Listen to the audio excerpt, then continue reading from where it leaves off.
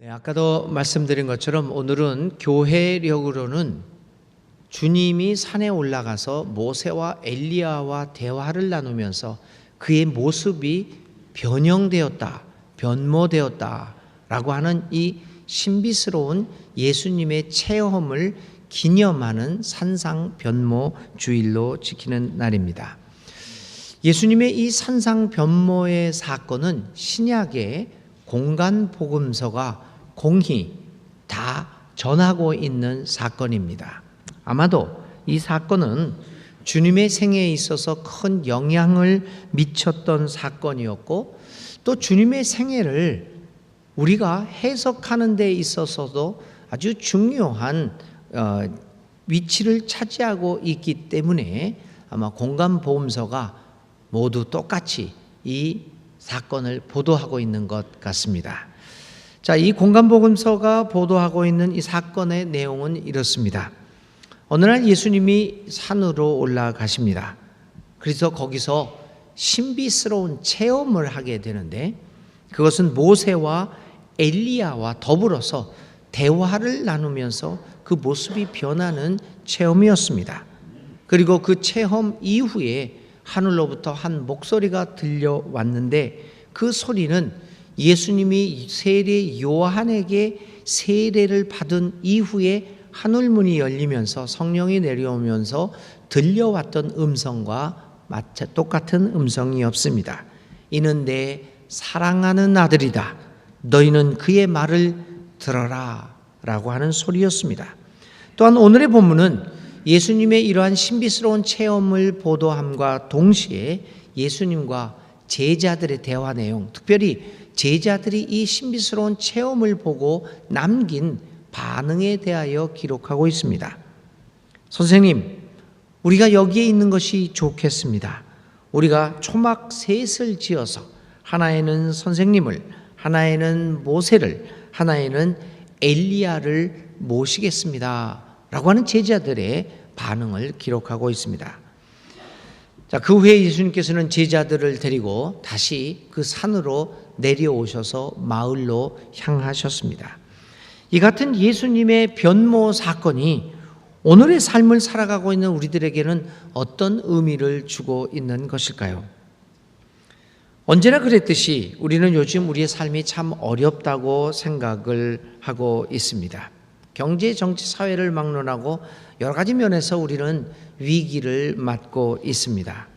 그런데 어떻게 생각해 보면 우리가 사회 국가적인 위기 또는 개인적으로 여러 가지 모양의 위기를 맞이하고 있는데, 어떻게 생각해 보면 우리 인생 중에서 위기가 아닌 순간이 언제 있었습니까? 삶의 위기는 우리 생애 전반에 걸쳐서 나타나고 있지 않습니까?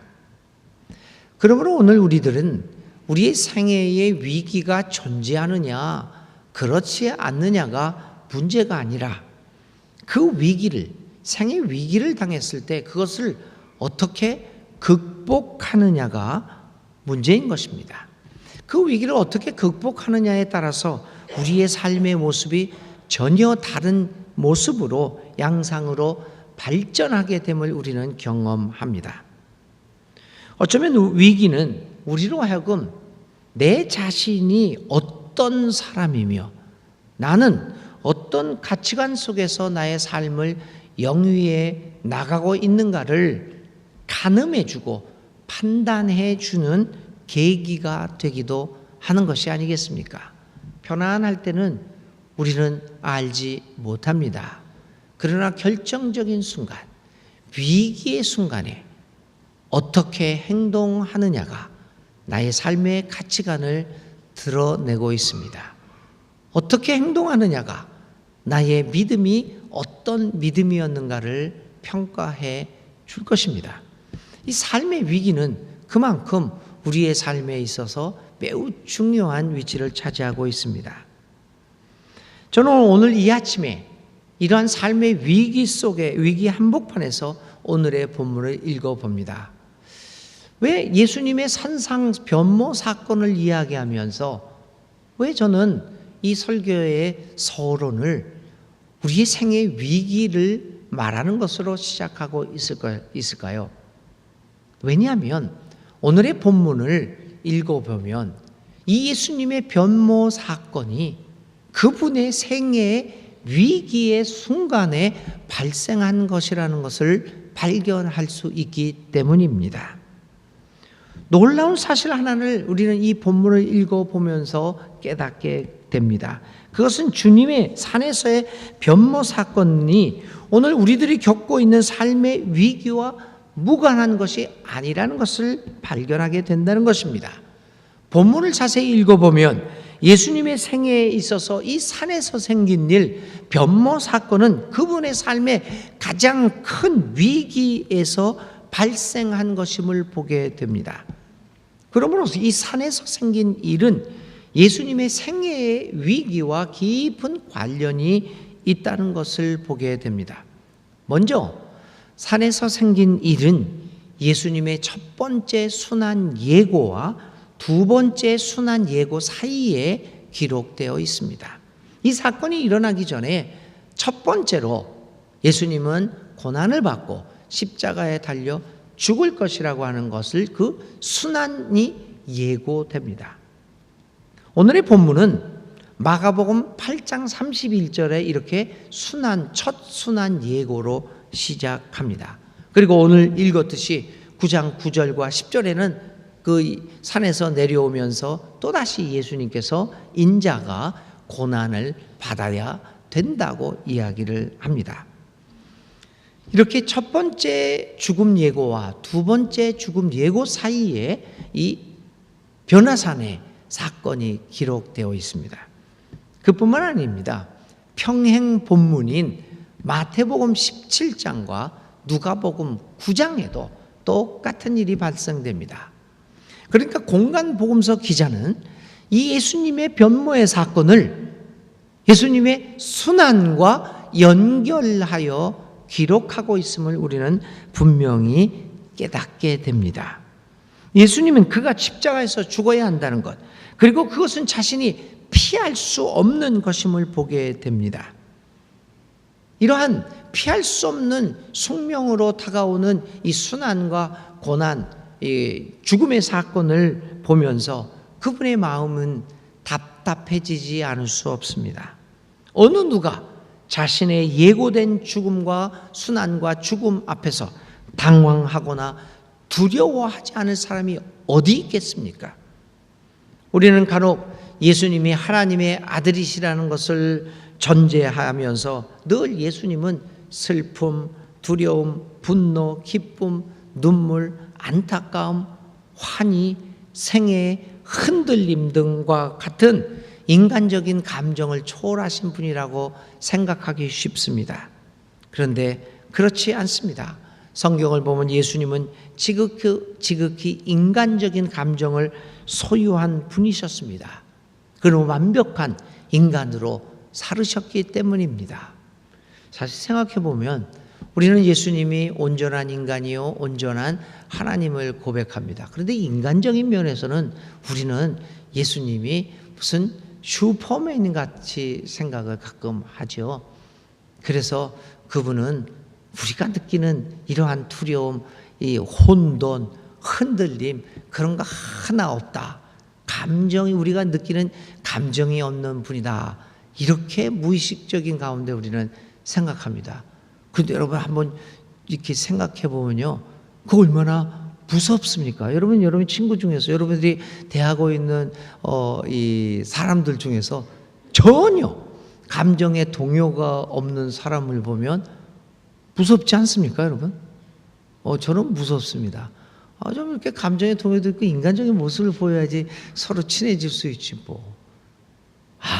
아무 감정도 없는 것 정말 무섭습니다. 우리 예수님 그렇게 무서운 분이 아니시죠? 예수님도 우리와 똑같은 성정을 가지신 감정을 가지신 분이셨습니다.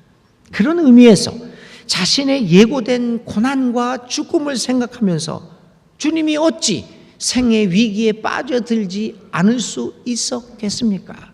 그의 마음은 많은 번민과 혼돈을 겪었을 것임에 틀림없습니다. 그런데 이러한 가장 커다란 생애의 위기 앞에서 예수님은 어떤 행동을 하셨는가를 우리는 생각해 보아야 합니다. 이 예수님이 취하신 태도가 어떤 것이었나를 생각해 보면서 오늘 우리들도 우리의 생애 위기 앞에서 우리가 취해야 할 태도가 무엇인지를 생각해 볼 수 있기를 간절히 바랍니다. 생애 위기 앞에서 예수님께서 하신 일은 산으로 올라가신 것입니다. 왜 예수님은 산으로 올라가셨을까요? 그 위기를 모면하고자, 일시 피하고자 산으로 올라가셨을까요? 유명한 영국의 성서주회가 굉장히 많은 사람들의 심금을 울렸던 이 성서주회가 중에 지금은 많이 읽지는 않습니다. 윌리엄 버클레이라고 하는 사람이 있었습니다. 정말 좋은 성서주회죠. 그것도 한번 구해서 읽어볼 수 있으면 정말 성경을 이해하는데 정말 도움이 되는 책이기도 합니다. 이 윌리엄 버클레이가 이 구절을 주회하면서 이렇게 얘기합니다. 예수님은 하나님의 음성을 듣기 위해서 산을 오르셨다. 예수님의 질문은 내가 무엇을 하기를 원하는가가 아니라 하나님은 내가 무엇을 하기를 원하실까였다라고 하면서 예수님이 산에 오르시는 이유를 그렇게 설명합니다. 그렇습니다, 여러분.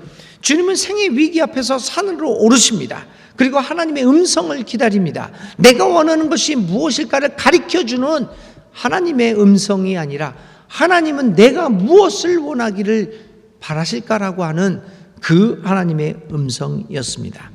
주님은 언제나 그랬듯이 위기를 당하면 자신의 뜻을 찾는 것이 아니라 사건을 통하여 하나님이 자기를 통하여 이루고자 하시는 것이 무엇인가를 찾으셨습니다. 그에게 삶의 위기는 다시 한번 산으로 올라가서 하나님께 다가가서 믿음을 회복하고 하나님의 뜻을 묻는 좋은 기회가 되고 있습니다. 변화산상에서의 주님의 변모 사건은 바로 이러한 생의 위기에서 하나님을 찾는 과정 속에서 발생한 사건입니다. 주님은 어느 한순간도 변모하기 위하여 그 신비로운 체험을 하기 위하여 산에 오르지 않으셨습니다. 예수님은 기이한 일들, 신비스러운 체험을 추구하는 분이 아니었습니다.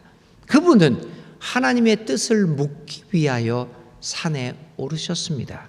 죽음을 앞두고 죽음이 점점 다가오고 있는 이 생의 위기 앞에서 주님은 과연 하나님은 나에게 무엇을 원하실까? 그것을 묻기 위하여 산에 오르셨습니다. 그런데 거기서 만난 것이, 체험한 것이 이 신비 체험이었을 뿐입니다. 위기 대처 방법이 여러 가지가 있을 수 있습니다. 그러나 그 중에서 하나님을 대면하는 것은 가장 중요한 방법입니다.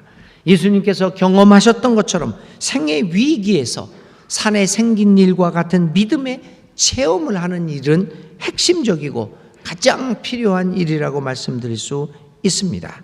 기도하면서 하나님의 음성을 듣는 이 산의 경험을 하는 것이 우리에게 절실합니다. 진실한 믿음이라고 하는 것은 삶의 위기의 순간에서 하나님을 더욱 가까이 하게 하고 그에게 나아감으로써 새로운 경험을 하게 만드는 것입니다. 믿음은 위기와 맞서 싸울 수 있는 가장 강력한 최상의 무기입니다. 믿음은 어떤 위기 상황에서 우리를 굳건히 붙들어 주는 것입니다. 우리는 위기를 당했을 때, 그리고 생의 기로에 서 있을 때 어떤 목소리를 듣기를 원하십니까? 진정 산에서 생긴 일을 통하여 하나님을 대면하여 그 하나님의 음성을 듣기를 원하십니까? 아니면 세상에서 유행하는 시류의 소리에 솔깃해지십니까? 열왕기상 12장에는 아주 중요한 이스라엘 역사를 가늠하는 아주 중요한 사건이 기록되어 있습니다. 그것은 솔로몬 왕이 죽고 난 이후에 그의 아들 왕에 오른 르호보암에 대한 이야기입니다. 솔로몬 왕이 세상을 떠나고 그의 아들 르호보암이 이제 왕이 되었습니다. 그는 광대한 통일 왕국, 북이스라엘과 남유다의 통일 왕국을 다스려야 하는 과중한 임무를 맡게 됩니다.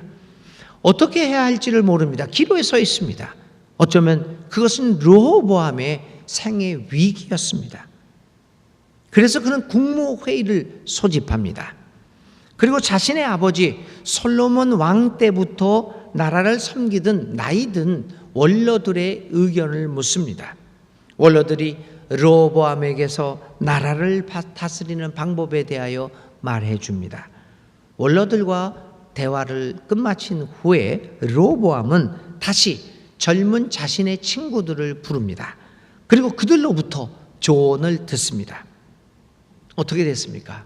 르호보암은 원로들의 소리를 물리치고 자신의 친구들의 소리를 듣고 나라를 통치하기 시작합니다.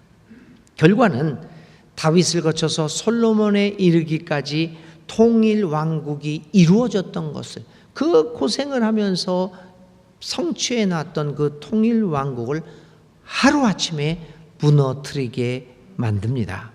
참혹한 결과를 낳게 되었습니다. 르호보암은 원로들로 대표되고 상징되어지는 하나님의 소리에 귀를 막았습니다. 그리고 젊은 자신의 친구들로 상징되는 소위 유행하는 시류의 소리에 귀를 기울였습니다. 갈림길에서, 생의 위기에서 르호보암은 오랜 기간 형성되었던 믿음의 소리를 듣지 않고 짜릿하고 화려하게 화끈하게 보이는 시류의 소리에 귀를 기울였습니다. 그리고 그 결과는 엄청나게 파괴적인 것이 되고 말았습니다. 여러분, 우리에게 삶의 위기는 우리로 하여금 이 길을 갈 것이냐 저 길을 갈 것이냐 두 갈래의 길을 선택할 것을 어떻게 보면 강요하기도 합니다. 우리는 선택할 수밖에 없습니다. 강요받을 수밖에 없습니다. 하나님의 지혜와 믿음의 길을 선택할 것인지, 화끈하게 짜릿하고 화려하게 보이는 유행하는 시류에 영합할 것인지, 그 길 중에 우리는 선택해야 합니다. 흔들리는 삶의 정황에서 우리는 어떤 길을 선택해야 할 것입니까? 길을 선택하기 위하여 우리는 변화산으로 올라가서 예수님처럼 하나님의 음성을 들어야 합니다. 그리고 예수님이 변모된 것처럼 우리도 그 변화받는 놀라운 체험을 해야 합니다. 오늘의 또 다른 성서 전과인 고린도 후서 4장에서 사도 바울은 우리에게 이렇게 말합니다. 고린도 후서 4장 6절의 말씀입니다. 어둠 속에 빛이 비춰라 하고 말씀하신 하나님께서 우리의 마음속을 비추셔서 예수 그리스도의 얼굴에 나타난 하나님의 영광을 아는 지식의 빛을 우리에게 주셨습니다 라고 말합니다. 위기의 순간에 하나님의 영광을 아는 지식의 빛으로 우리의 삶을 성찰해 보아야 합니다. 그러할 때 우리는 우리를 향한 진정한 하나님의 뜻이 어디에 있는가를 알게 되고 올바르게 믿는 사람답게 행동하게 될 것입니다. 그리고 그것은 삶의 위기를 극복하게 만드는 가장 좋은 길이 될 것입니다. 위기의 순간에 예수님처럼 산에서 생긴 일을 경험하는 사람들, 그래서 주님과 함께 홀로 남는 일을 경험하는 사람들, 그리스도의 얼굴에 나타난 하나님의 영광을 아는 지식의 빛을 간직하고 있는 사람들은 오늘의 위기 앞에서 당황하지 않게 됩니다. 주님을 만나고 주님의 산으로 올라가서 하나님을 대면함으로써 변화받은 변모하신 예수님의 그 경험이 오늘 우리들에게도 발생함으로써 여러 가지 생의 위기를 극복하는 가장 좋은 길을 선택하는 우리 사랑하는 교우들이 다 되시기를 간절히 기원드립니다.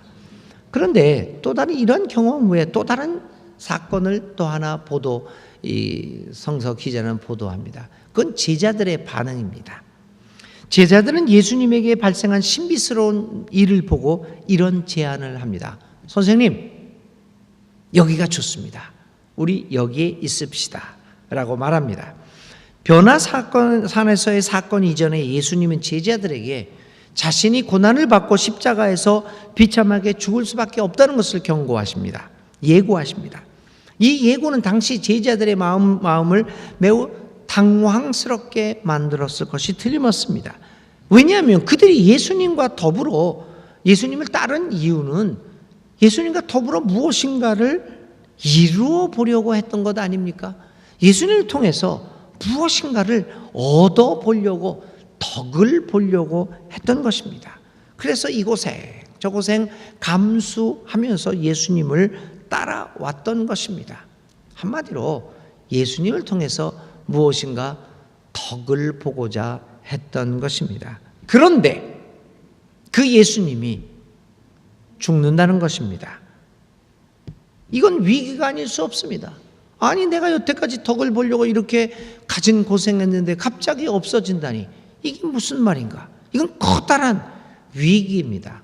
오늘 우리들도 교회 생활에서 여러분 굉장한 위기를 많이 당합니다. 어쩌면 우리는 교회를 통해서 무엇인가 덕을 보고자 하기도 합니다. 이 교회 생활을 하면, 특별히 우리 교회 같이 제법 큰 교회들 나오는 거는 나의 삶에 덕이 될 것이다, 뭐 여러 가지 의미에서요, 개인적인 뭐 덕이 될 수도 있겠다라고 생각하기도 합니다. 그런데 정작 교회가 나의 이익에 큰 덕을 주지 못하는 사건이 발생합니다. 위기입니다.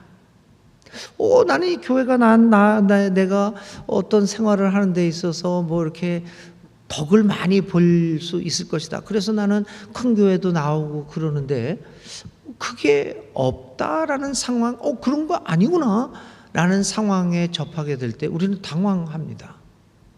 오늘 제자들의 마음이 그렇습니다.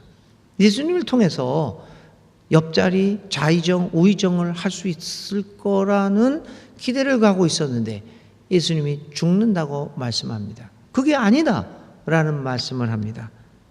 위기가 아닐 수 없습니다. 바로 그때 이 사건이 발생합니다. 그러한 시기에 발생한 변화산의 사건은 제자들로 하여금 다시금 예수님 죽지 마십시오, 우리 계속합시다 라고 설득할 기회를 부여했습니다. 제자들은 산 아래의 상황, 다시 말하면 고난을 받고 죽을 수밖에 없다는 것을 기억하기도 싫었습니다. 모세와 엘리야와 더불어 자신들의 선생님이신 예수님과 말하는 그들이 말하는 사건은 그들을 황홀하게 만들기에 충분했습니다. 산 아래로 내려가 봤자 그들을 기다리고 있는 것은 참혹한 현실뿐이 아니겠습니까? 그들은 예수님에게 제안합니다. 여기에 그냥 남아서 현실을 잊어버리자는 제안을 하고 있습니다. 제자들 뿐이겠습니까? 우리 내면에도 이 같은 소리가 있습니다. 여기가 좋습니다 라고 하는 타협과 회피와 도피의 소리가, 내면의 소리가 있습니다. 어려운 현실 앞에서 사람들은 회피하기를 좋아합니다. 애써 현실을 외면합니다. 여기가 좋습니다, 뭐 이런 걸 해서 말썽을 피웁니까? 그냥 하던 게 좋습니다. 이렇게 현실을 외면하는데 중요한 역할을 하는 것이 여러분 종교이기도 합니다. 믿음 생활이기도 합니다. 그래서 우리는 모든 것을 하나님께 돌리기도 하고 사탄에게도 돌립니다. 뭐 어차피 하나님이 하신 거, 어차피 그건 내가 한 게 아니라 사탄이 한 거야, 내가 할 수 있는 것은 아무것도 없어, 외면하기도 합니다. 그래서 현실을 타파하려고 하는 노력과 그 아픔을 견디고 싶어 하지 않습니다. 그래서 칼 막스는 19세기의 영국에서 이토록 현실을 외면하고 회피하고 개혁을 하지 못하게 만드는 종교를 보면서 종교는 아편이다 라는 말과 함께 종교를 거부했던 것입니다. 많은 사람들이 어려운 현실을 도피하고자 하는 목적으로 종교를 선택합니다. 그리고 그 종교 안에 안주하면서 자기 나름대로 위로와 안정을 찾으려고 합니다. 그러나 곰곰이 생각해 보면 그런 식으로 찾은 안정과 위로는 진정한 것이 아닙니다. 그것은 오히려 위로받고 있다고 착각하게 만드는 것입니다. 현대인들의 삶 속에서 빼놓을 수 없는 것이 컴퓨터 게임입니다. 그 중에서도 이렇게 전쟁하는 컴퓨터 게임들을 많이 하죠. 남녀노소를 불문하고 많은 사람들이 게임에 빠져듭니다. 왜 이렇게 요즘 사람들이 이러한 이 컴퓨터 게임에 몰두하는 것일까요? 여러 가지가 이유가 있겠지만 그 중에 하나가 게임은요, 게임하는 사람에게 자신감을 주고 늘 승리를 주고 있기 때문입니다. 게임을 하다가 적군의 총에 맞아서 내가 죽습니다. 문제 없습니다. 게임 다시 하면 됩니다. 아니 그것뿐만 아닙니다. 이 주인공은 목숨이 7개, 8개도 됩니다. 그러다가 계속해서 게임을 하게 되면 그 게임에 익숙하게 되고 언젠가는 그 게임의 승리자가 될 수 있습니다. 그러니까 컴퓨터 게임에서는 언젠가는 승리자가 될 수 있다라고 하는 확신이 있습니다. 자신이 처해 있는 현실과는 전혀 다른 사람으로서 언제든지 매일매일 매순간 승리자로 살아갈 수 있기 때문에 나름대로 만족을 느끼며 살아갑니다. 이렇게 해서 가상 공간에서 이 컴퓨터 게임에 몰두하는 사람들은 점차 현실과는 다른 차원에서 내 자신이 누구인가, 자신의 정체성을 이루어 가게 됩니다. 그것을 우리는 가상 정체성이라고 이름을 짓고 있습니다. 실제의 내가 누군가 라고 하는 것과 가상 현실 속에서 나는 누구다 라고 하는 이 정체성, 이 두 가지 정체성을 가지고 살아가게 됩니다. 그런데 문제는 냉혹한 현실로 돌아올 때입니다.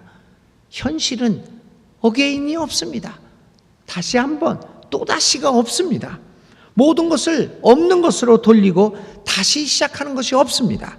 기회는 한 번이고 그리고 그것은 다시 주어지지 않습니다. 그러기에 문제가 발생하는 것이죠. 컴퓨터 게임에 몰두하면서 항상 승리하는 가상 정체성이 강력하게 형성된 사람은 현실을 회피하게 됩니다. 점차 그리고 가상 현실 속에 몰두하게 됩니다. 가상 현실, 여기가 좋습니다 라고 하는 생각을 갖게 됩니다. 그리고 현실에서는 점차 적응력이 떨어지게 되고 현실로부터 멀어집니다. 여러분, 안타까운 이야기지만 믿음이 그런 역할을 하고 있습니다. 어떻게 보면 컴퓨터 게임과 같은 역할을 하고 있는 것이 믿음이 될 수도 있다는 것입니다. 바로 산에서 생긴 일과 같은 그러한 신비스러운 체험이 위험이 될 수도 있다는 것입니다. 그 경험이 나로 하여금 현실을 외면하게 만들 수 있다는 것입니다. 제자들이 바로 그러한 위험에 빠지게 되었습니다. 산에서 생긴 일들이 그들로 하여금 냉혹한 현실을 바라보지 못하게 만듭니다. 왜냐하면 거기에는 실패도 있고 눈물도 있고 함순도 있기 때문입니다. 그래서 그들은 이제 여기에 그냥 그대로 머물러 있는 것이 좋다고 생각하게 되었습니다. 아까도 말씀드린 것처럼 종교의 위험성이 바로 여기에 있습니다. 현실 도피를 위하여 믿음을 사용하게 될 때 그것은 인간의 삶을 황폐하게 만들어 갑니다. 우리는 종종 주위에서 이러한 사람들을 발견하게 됩니다. 집단 자살을 하는 종교 집단의 그 경우들이 바로 이러한 가상현실과 실제 현실을 구별하지 못한 데서 발생하는 사건들이기도 합니다. 신천지를 비롯한 이단 종파들이 사용하는 방법이 바로 이런 것들입니다. 이 냉혹한 현실을 잊어버리게 만들고 신천지라고 하는 그 교회 안에 들어와서 여기서 천국을 누리면서 살아가게 만드는 것이 아닙니까? 그러나 진정한 믿음은 그런 것이 아닙니다. 믿음은 오히려 우리로 하여금 고난의 삶의 현장을 회피하거나 도피하는 것으로 만드는 것이 아닙니다. 믿음은 우리로 하여금 현실을 착각하도록 만드는 것이 아닙니다. 오히려 진정한 믿음은 오히려 여기가 좋습니다를 극복하게 만들고 냉정하고 냉혹한 현실을 향하여 용감하게 나아가도록 만드는 것입니다. 여러분, 오늘 우리의 삶의 현장이 여러 가지로 어렵습니다. 그러나 우리는 믿는 사람으로서 그 어려운 현장을 애써 외면해서는 안 됩니다. 믿는 이들은 오히려 현실을 직시하고 그것을 타개할 생각을 해 나가야 합니다. 자꾸만 가상 현실 속으로 자신의 삶을 도피시켜서는 안 됩니다. 믿음이라고 하는 미명하에 자꾸만 가상현실 속으로 여기가 좋습니다를 외쳐서는 안 됩니다. 여기가 좋습니다의 유혹을 극복할 수 있어야 합니다. 이제 예수님의 태도를 살펴보겠습니다. 산 위에서 생긴 일을 직접 경험한 당사자로서 예수님, 또 한편으로 앞으로 다가올 십자가의 순환과 죽음을 몸소 겪으셔야만 하는 어려움을 눈앞에 두고 있는 예수님은 어떤 행동을 하십니까? 예수님은 제자들을 향하여 말씀하십니다. 일어나라, 두려워하지 말라. 이 말씀은 이제 마태복음에 기록되어 있습니다. 그리고 그들과 함께 산을 내려오십니다. 예수님은 오늘도 산을 내려오십니다. 변화산 경험은 예수님으로 하여금 가상현실 속으로 빠져들지 않게 하였습니다. 오히려 그 신비 체험은 현실을 이길 수 있는 힘을 그에게 주었던 것입니다. 사랑하는 여러분, 오늘 우리도 이러한 예수님을 본받아야 합니다. 변화산 경험을 해야 합니다. 위기가 심각해지면 심각해질수록 우리는 예수님처럼 산으로 올라가서 변화산의 경험을 해야 합니다. 그래야만 위기를 극복할 수 있는 힘을 가지게 됩니다. 그러나 거기에서 그치는 것이 아니라 산을 내려와야만 합니다.